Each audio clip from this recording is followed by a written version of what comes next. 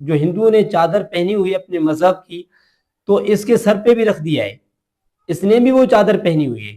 ان کے ہاں کام مخلص ہیں، ایک مخلص وہاں ایک مخلص ہیں، ان کے لان میں بیٹھا تھا تو وہاں دو خواتین آئیں، ان کے ہاں کام کرتی ہیں کہ ہم جو ہے بدھ مت کے ہیں، آپ دعا فرما دیں، ہم آپ کا درس سنتے ہیں۔ تو میں نے انہیں کہا کہ جو بدھا تھے وہ تو عظیم انسان، ان کے بارے میں تو مختلف روایات ہیں اور ان کی تعلیمات بہت اچھی تھی، آپ ایسا کریں ایک لفظ پڑھیں، یا ہادیو یا رحیمو، اس میں روایت آتی ہے، مفہوم ہے ان دو ناموں سے اللہ کو پکارے گا، اللہ پاک اس کا خاتمہ بالخیر کر دیتے ہیں۔ اور اس کے عجیب اور فائدے ہیں، رزق، دولت، عزت، برکت، روح، روحانیت، کیونکہ جو یا رحیم ہے نا، اس کے بڑے کمالات ہیں، اس کی بہت تاثیر ہے اور اس کے بہت فائدے ہیں، عجیب فائدے ہیں، مسئلے حل ہو جاتے ہیں، مشکلیں دور ہو جاتی ہیں، ناکامیاں ختم ہو جاتی ہیں، پریشانیاں دور ہوتی ہیں، رزق، برکت، روح، دنیا اور کمالات کے دروازے کھلتے ہیں۔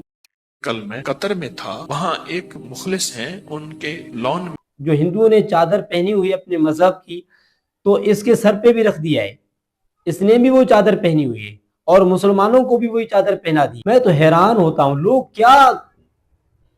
کیا پیغام دیتے ہیں مسلمانوں کو، کہ ان کا پیغام کیا ہے، کیا پیغام دینا چاہتے ہیں؟ مسلمانوں کو پیغام دینا چاہتے ہیں، ہندوؤں کو پیغام دینا چاہتے ہیں، کس کو کیا پیغام دینا چاہتے ہیں؟ آپ کس طرح کا پیغام دینا چاہتے ہیں؟ کون سا پیغام دینا چاہتے ہیں؟ مندر میں کھڑے ہو کے یہ کس طرح کا پیغام ہے؟ آپ کس کو خوش کر رہے ہیں؟ کس کو خوش کرنے کے چکر میں لگے ہوئے ہیں؟ کیا اللہ نے جو آپ کو عزت دی ہے وہ کافی نہیں ہے آپ کے لیے؟ اللہ جو آپ کو کھلاتا ہے پلاتا ہے وہ آپ کے لیے کافی نہیں ہے؟ اور کس کے چکر میں لگے ہوئے ہیں آپ؟ یہ جو چادر پہنی ہوئی ہے، کیا ہم اسلام اس چیز کی اجازت دیتا ہے کہ ہم ہندوؤں کے جو مذہبی لباس ہو ہم وہ پہن لیں؟ جو ہندوؤں کا مذہبی لباس ہم پہن لیں، ہم یہود اور نصارہ کا مذہبی لباس پہن لیں؟